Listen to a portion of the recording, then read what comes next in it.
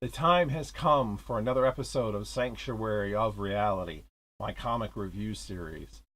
Today we feature the conclusion of High Society, Chapter 25, in issue 50 of Cerebus.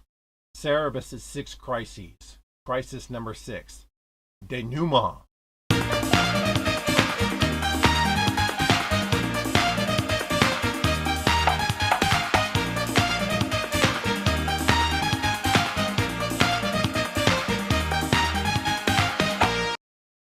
Cerebus finds his executive mansion completely devoid of servants. He finally finds Astoria, and she explains that the Church of Terram's exodus inward has ended. Nobody found the albatross. Even if they did now, it'd be useless. But there's a new pontiff, and now the mansion is surrounded by the Eastern Pontiff's personal guard. Cerebus's cabinet has either abandoned him or been arrested. But he's still got the Conniptons to fight for him, right? Well, yeah. But as Astoria points out, there's now an alliance of Western and Eastern churches as they've finally been reunited under one flag, that of the Lion of Syria. Not to mention the 4 countries that East is indebted to are still waiting to strike should they get out of this particular predicament. Astoria still has a plan involving going into exile in Lower Felda and rebuilding Cerebus' power base. Cerebus finally asks Astoria what her ultimate goal in manipulating all of these situations into getting Cerebus as prime minister. What is her ultimate goal? Is Cerebus willing to be a pawn, especially now that he knows for certain that he is one? Later, Cerebus drops by the Regency and says a tearful goodbye to the elf. While there, he discovers something in his bag of loot from the artist that he's had since issue 25. What is it exactly? And with that, High Society finishes with what I could see as being, some people could say, a fizzle out ending. But personally, I think it's the perfect ending for this book. It makes complete sense and works totally. Cerebus overreached in his position and lost everything he sought to get.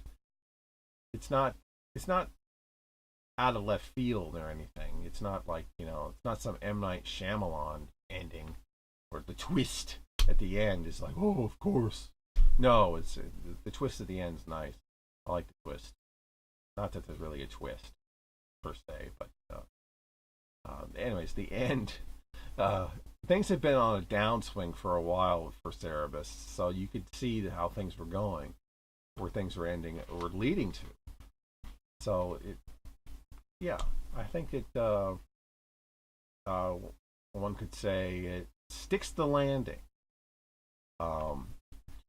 I think Cerebus probably could have remained in power if he'd followed Astoria, but what's the point of doing that? At least he's on his own now. He's got a chance to make something of himself on his own, if he can, whatever his destiny may be. So maybe that's the moral of this story. Be your own person, not what somebody else wants you to be. There's a moral in Cerebus? Apparently, yeah. Well, later on, it's more moralistic. Even at this early point, there's one. Anyway, the 6 crises storyline wasn't really as much fun as prior stories in High Society had been. But they very well couldn't have been. It's fun getting Cerebus into the role of prime minister. There's a lot of wacky antics that go on in the election process. But the realities of the role itself become too great to brush aside once you actually get him there. You can immediately tell he wasn't going to be PM forever. But Dave did a great job of getting the most out of the storyline in such a short period. I couldn't imagine Cerebus being prime minister permanently. All 300 issues as him prime minister. It wouldn't have worked at all. Not to say he's not ever going to be prime minister again, perhaps. Little hint. I couldn't imagine that he could get away completely from being the barbarian that he is deep down inside. And it seems like his warlike ways are what really cost him in the end. It will cost him, and his greed for money. That's what drove him. But all those wars that he kept bringing up, go figure. So, High Society was and is a great grand tale, this book, of an aardvark barbarian coming up in the political realm.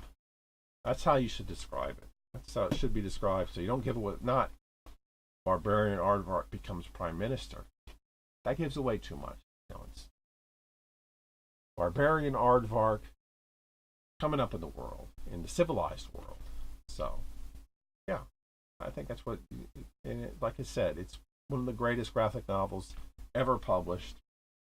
You can read it on its own, although it helps to read the first book as well. But I don't recommend you stop there. I don't recommend you say, "Oh, just read this one and then you're done." No, at least read this one. If you read this one and it doesn't stick with you, then you're missing out. But okay, at the very least, you've read what was an excellent start to an even greater, grander scope of a series. It's tough to judge each issue individually, like I've been doing, especially around this point in the book. But on the whole, it's been an excellent epic, which stands. It's so much firmer in terms of plot structure and focus than the first book did. So I can see why some people say to skip that one, but there are still callbacks to it that are important. And can you believe this is just the early part of the series? It does actually get deeper and better, in my opinion. It just keeps getting better. And yet some people think this is where, this is the only good part. Now there's so much going on, all the way to the end. Anyway, yeah, the evolution of this book is truly magnificent to behold. So I hope you stick around and continue watching as I continue to go through the series. So next time is an in-between issue that you can't get in any phone book.